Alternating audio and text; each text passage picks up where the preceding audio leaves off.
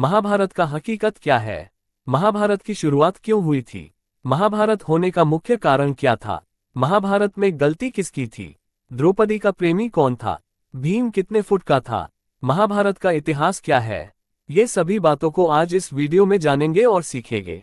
इस वीडियो को देखने के बाद आपको महाभारत के बारे में बहुत कुछ जानने को मिल जाएगा।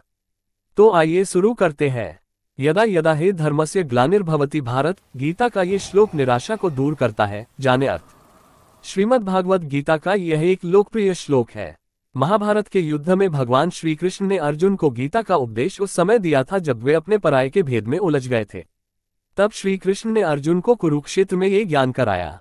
पूर्ण श्लोक यदा यदा हि धर्मस्य ग्लानिर्भवति भारत, अभ्युत्थानमधर्मस्य तदात्मान सृजाम्यहं परित्रणाय साधूनां विनाशाय च दुष्कृताम्, धर्म संस्थापनार्थाय संभवामि युगे युगे। इस श्लोक का अर्थ मैं अवतार लेता हूँ, मैं प्रकट होता हूँ। जब जब धर्म की हानि होती है तब तब मैं आता हूँ। जब जब अधर्म बढ़ता है तब तब मैं साकार रूप से लोगों के सम्मुख प्रकट होता हूँ। सज्जन लोगों की रक्षा के लिए मैं आता हूँ, दुष्टों के विनाश करने के लिए मैं आता हूँ, धर्म की स्थापना के लिए मैं आता हूँ और युग युग में जन्म लेता हूँ। महाभारत होने का मुख्य कारण क्या था? क्या थे युद्ध के कारण? महाभारत युद्ध का मुख्य कारण दुर्योधन का अहंकार था। वह पांडवों को एक सुई के बराबर भी भूमि देने को तैयार नहीं था। द्रौपदी का दुर्योधन को अंधे का पुत्र कहकर पुकारना भी महाभारत का एक कारण माना जाता है। कौरवों और पांडवों का आपस में जुआ खेलकर द्रौपदी को दांव पर लगाना भी महाभारत युद्ध का एक कारण है। महाभारत की शुरुआत क्यों हुई थी? पांडु के निधन पर धृतराष्ट्र हस्तिनापुर के राजा के रूप में सिंहासन पर बैठे। सिंहासन का उत्तराधिकारी कौन हो, इसके लिए लड़ाई ठीक इसी बिंदु पर शुरू होती है, जिससे एक खूनी युद्ध होता है जिसमें लाखों लोगों की जान चली जाती है और कभी कभी भीष्म को आश्चर्य होता है कि क्या ऐसी भयानक प्रतिज्ञा लेने के लायक था। महाभारत का युद्ध कितने वर्ष चला? कितने दिन तक चला था महाभारत युद्ध? कुरुक्षेत्र के करीब 40 किलोमीटर दायरे में लड़ा गया महाभारत युद्ध 18 दिनों तक चला था। इस युद्ध में स्वयं भगवान कृष्ण भी शामिल थे, लेकिन उन्होंने हथियार न उठाने का प्रण लिया था, इसलिए वह अर्जुन के सारथी बने। आर्यभट्ट के अनुसार महाभारत युद्ध 18 फरवरी 3102 ईसा पूर्व हुआ था। कुरुक्षेत्र में कौरवों और पांडवों के मध्य कुरु साम्राज्य के सिंहासन की प्राप्ति के लिए युद्ध लड़ा गया था। हालांकि युद्ध लड़े जाने के और भी कई कारण थे। कहते हैं कि यदि कौरव पांडवों को 5 गांव दे देते तो युद्ध नहीं होता। दूसरा कारण ये कि यदि कौरव और पांडव जुआ नहीं खेलते तो युद्ध नहीं होता। चलो, यदि खेल भी लिया था तो द्रौपदी को दांव पर नहीं लगाते तो भी युद्ध टल जाता। तीसरा कारण ये कि यदि द्रौपदी दुर्योधन को अंधे का पुत्र अंधा नहीं कहती तो उसका चिरहरण नहीं होता और ना ही युद्ध होता। महाभारत भारत का एक प्रमुख काव्य ग्रंथ है जो स्मृति के इतिहास वर्ग में आता है। इसे भारत भी कहा जाता है। ये काव्य ग्रंथ भारत का अनुपम धार्मिक, पौराणिक, ऐतिहासिक और दार्शनिक ग्रंथ है। विश्व का सबसे लंबा ये साहित्यिक ग्रंथ और महाकाव्य हिंदू धर्म के मुख्यतम ग्रंथों में से एक है। इस ग्रंथ को हिंदू धर्म में पंचम वेद माना जाता है।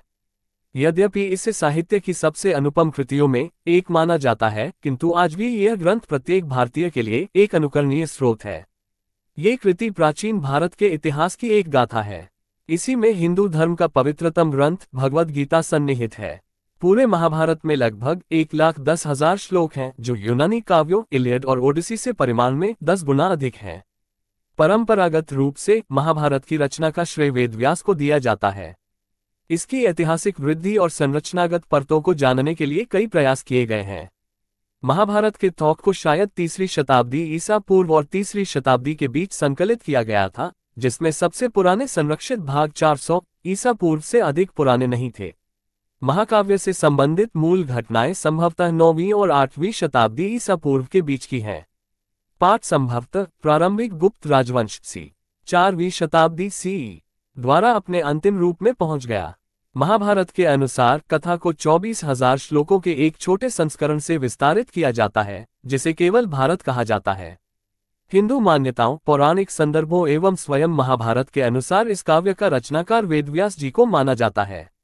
इस काव्य के रचयिता वेदव्यास जी ने अपने इस अनुपम काव्य में वेदों, वेदांगों और उपनिषदों के गुह्यतम रहस्यों का निरूपण किया है। इसके अतिरिक्त इस काव्य में न्याय, शिक्षा, चिकित्सा, ज्योतिष, युद्धनीति, योगशास्त्र, अर्थशास्त्र, वास्तुशास्त्र, शिल्पशास्त्र, कामशास्त्र, खगोल विद्या तथा धर्मशास्त्र का भी विस्तार से वर्णन किया गया है।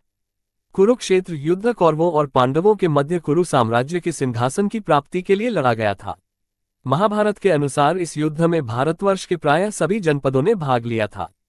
महाभारत व अन्य वैदिक साहित्यों के अनुसार यह प्राचीन भारत में वैदिक काल के इतिहास का सबसे बड़ा युद्ध था। इस युद्ध में लाखों क्षत्रिय योद्धा मारे गए, जिसके परिणामस्वरूप वैदिक संस्कृति तथा सभ्यता का पतन हो गया था। इस युद्ध में संपूर्ण भारतवर्ष के राजाओं के अतिरिक्त बहुत से अन्य देशों के यादव उद्धरणशाही वीरों ने भी भाग लिया और सब के सब वीरगति को प्राप्त हो गए। इस युद्ध के परिणामस्वरूप भारत में ज्ञान और विज्ञान दोनों के साथ साथ वीर क्षत्रियों का अभाव हो गया।